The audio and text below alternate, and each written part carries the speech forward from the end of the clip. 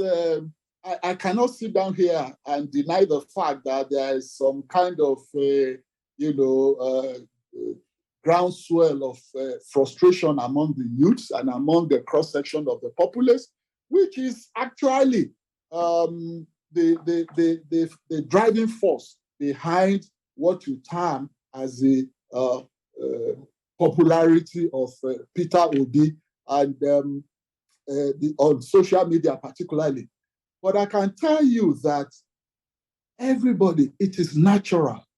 The feeling, the pent-up anger of all of those that are venting their spleen through the symbol of Peter Obi, I will not say that they are wrong in having their pent-up anger, because everybody, every individual, yourselves, myself, inclusive, have some form of opinion on how issues are, should be, or were in the past. So therefore, the aggregation of all those pent-up angers are being channeled towards Peter Obi in a sense on social media.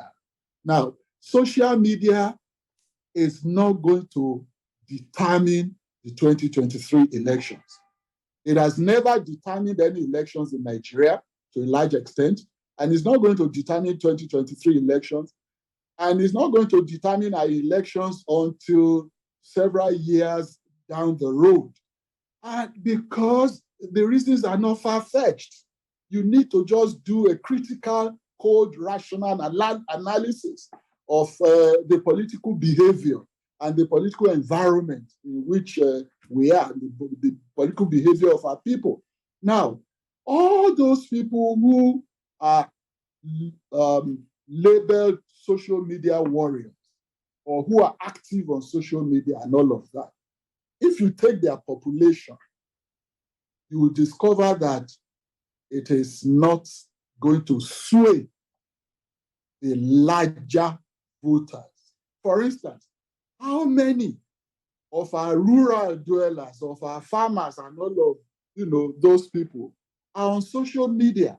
Why we think social media is such a force now is because you and I and our contemporaries, our peers, and those in our class are on social media. So if you turn right, you see your friends are on social media. You turn left, your friends are on social media. But when you now aggregate your population, vis-a-vis the entire voting population of Nigeria, you discover that it is, almost infinitesimal. So it's not going to, whoever is basing his, judgment on the effect of social media in terms of 2023 election in Nigeria has missed it. We are adept at these things. We are experienced in these matters. So we are not just stoking our, fire on social media alone. We are moving out into all strata of the society, which we have always done anyway. So now, let's come to brass tacks. Even amongst those who are on social media, what percentage of them are going to vote at the end of the day? What percentage of them have the means of voting or are registered actually to vote? What percentage of them are moss? Moss gathers, a rolling stone gathers moss, or no moss, as the adage says. However, a large percentage of them are just what the Nollywood people call wakabout or wakapas. They are there either for the entertainment effect or for curiosity and all of that. They are not committed. Even those who are committed, a large percentage of them may not be registered to vote. And this is a fact when you get into the statistics and empirical analysis of voting, the voting pattern and the projected voting pattern of 2023. So there is, for those who do cold rational analysis, there is no fear at all. But when you are subject to emotional appeal, sentimental vituperations and pandering to whims and flashes in the pan, you could be taken in and sucked in or hoodwinked by what is happening in terms of social media put to Peter Obi. Number two is the fact that even those who are gravitating towards Mr. Peter Obi, a lot of them are actually not analyzing the antecedents, the record of performance of their particular candidate.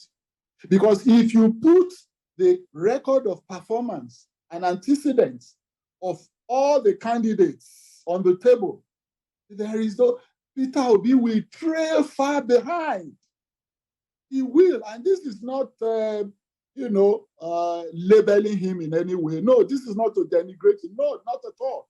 These are hard facts. Oh, you've been governor. Our candidate, Asiwaju, has been governor also for 8 years. So when you put the records and antecedents of Asiwaju on the table, juxtapose that with Peter Obi, the difference is clear like night and day.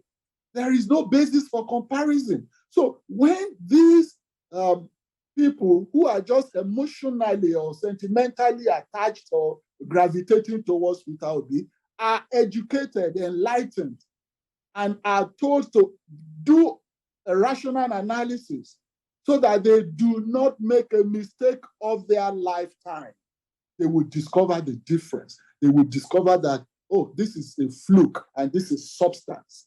And our candidate is the substance. Oh, for instance, when you talk about leadership qualities, there are critical, three main critical attributes of progressive-minded leadership. Number one, vision. Number two, knowledge.